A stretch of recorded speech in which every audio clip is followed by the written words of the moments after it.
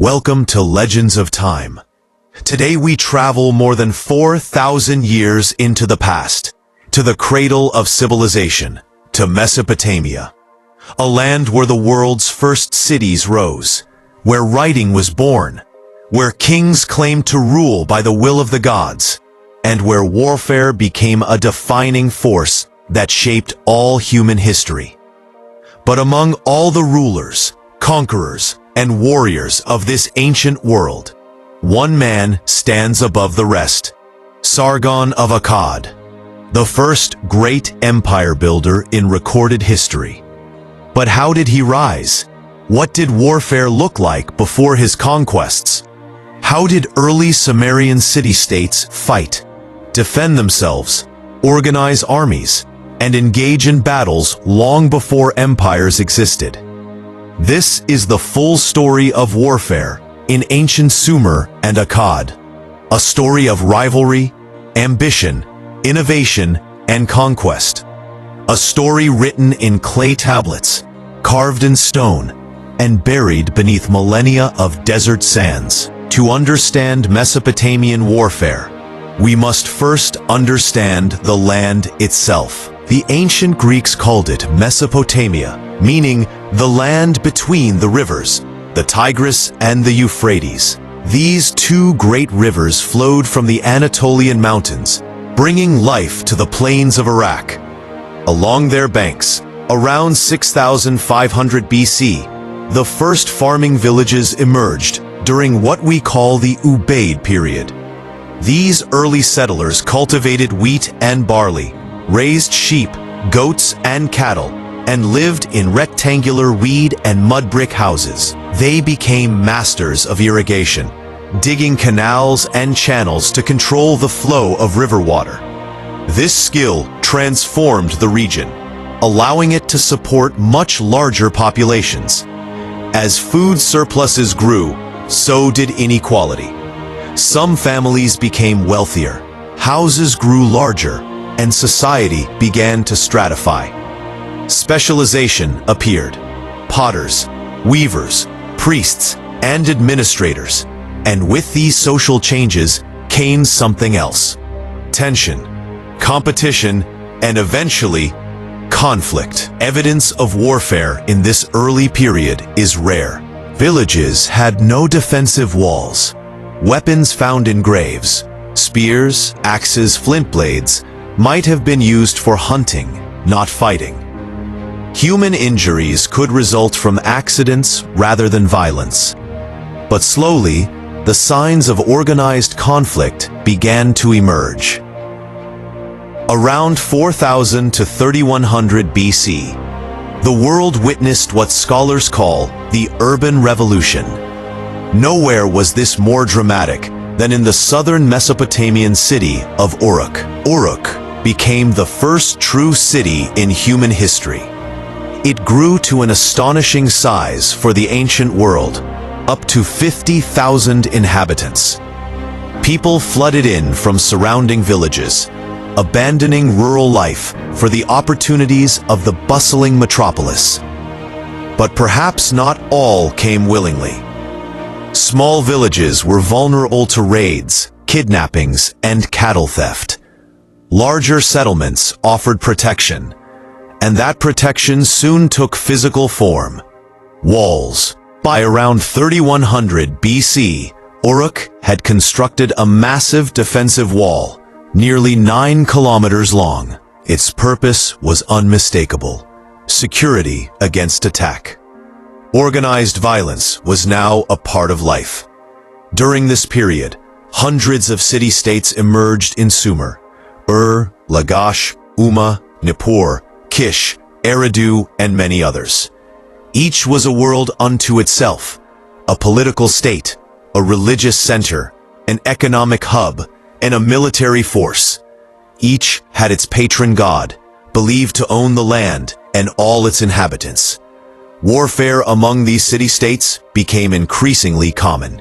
Early conflicts were typically small-scale, raiding fields, stealing livestock, capturing individuals for slavery, and border skirmishes. Slavery was widespread, and war captives were valuable. But soon, warfare would grow more organized and more destructive. Between 3500 and 3200 BC, Uruk expanded its cultural and economic influence far beyond Sumer. Uruk-style artifacts, architecture, seals, and pottery appear across northern Syria, southeastern Turkey, and western Iran. Many archaeologists once interpreted this as peaceful trade, but others now suggest a different interpretation: colonization and possibly military expansion. One site offers a clue. Habuba Kabira, located some 1,300 kilometers up the Euphrates in modern Syria. This settlement contained Uruk-style buildings, pottery, and temples, and unusually for its time, strong defensive walls. Why would a distant outpost need fortifications? Was it protecting itself from local populations who resented foreign presence? Was it enforcing control over the region on behalf of Uruk? Eventually, Habuba Kabira was abandoned, likely because it was too far from Uruk to sustain. But another site provides more dramatic evidence: Hamukar in northeastern Syria. Excavations in 2005 uncovered a massive destruction layer. Collapsed mud brick buildings, charred remains, and most strikingly, over 1,200 clay sling bullets and dozens of large clay ball projectiles. The walls of buildings showed deep impact marks. This was no accident. This was a battle, one of the earliest large-scale battles in human history. Even more telling, after the destruction, an Uruk-style settlement was built atop the ruins. This strongly suggests that Uruk forces conquered the city. If true, this represents the earliest known example of organized warfare, leading to the capture of a fortified urban center. It may indicate that early Mesopotamian states were capable of long-distance military campaigns centuries before Sargon's rise. By the early dynastic period, around 2900 to 2350 BC, Sumerian warfare became more structured. Power shifted from priestly rulers to kings, known as Lugals, meaning big men. Kings led armies, organized defenses, controlled water systems, managed diplomacy, and commanded workers. Their authority rested on their ability to protect their city, and when necessary, to conquer others. Warfare now involved trained soldiers, structured formations, and better equipment. Weapons included spears, axes, copper daggers, arrows, and early helmets made of leather or copper. Shields were rectangular and heavy. Chariots pulled by onagers appeared, slow and cumbersome compared to later horse-drawn versions, but terrifying in early battlefield conditions. Standing armies began to form, supported by temple bureaucracies and palace economies. This new militarism set the stage for the rise of one of history's most influential leaders, Sargon of Akkad. Around 2334 BC, Sargon rose to power in the city of Kish. His origins are surrounded by legend. According to a later Akkadian tale, he was born in secret, placed in a basket, and sent floating down the river. Much like the later stories of Moses or Gilgamesh, he was rescued and raised by a gardener. But destiny made him king. Sargon overthrew the ruler of Kish and then began a rapid campaign of conquest across Sumer. He defeated Uruk, seized Ur, conquered Lagash and Umma, and eventually captured Nippur, the spiritual heart of Sumer. His most famous victory was over Lugal-Sagesi, king of Uruk, whom Sargon captured in battle and humiliated by dragging him in a collar to the gates of Enlil's temple. With Lugal-Sagesi's defeat, Sargon united all of Sumer under his rule, forming the world's first empire, the Akkadian Empire. An inscription from Nippur proudly declares Sargon as king of Akkad, overseer of Inanna, king of Kish, anointed of Anu, governor of Enlil. But his ambitions extended far beyond Sumer. He marched north into Syria, west to the Mediterranean Sea, east into the Zagros Mountains, and fought tribes across the Iranian plateau. He created a professional army loyal only to him, not to individual cities. This was a revolutionary idea. Previous city-states relied on citizen militias or temporary levies. Sargon maintained a permanent fighting force, perhaps as many as 5,000 trained, full-time soldiers, paid, fed, and equipped by the state. This allowed him to campaign farther and more frequently than any ruler before him. His grandson, Naram-Sin, took the empire to its greatest heights. Naram-Sin claimed divinity, depicting himself with a horned helmet, the symbol of a god, on his famous victory stele. The stele shows him leading his soldiers up a mountain, crushing the Lullaby people, while enemies beg for mercy.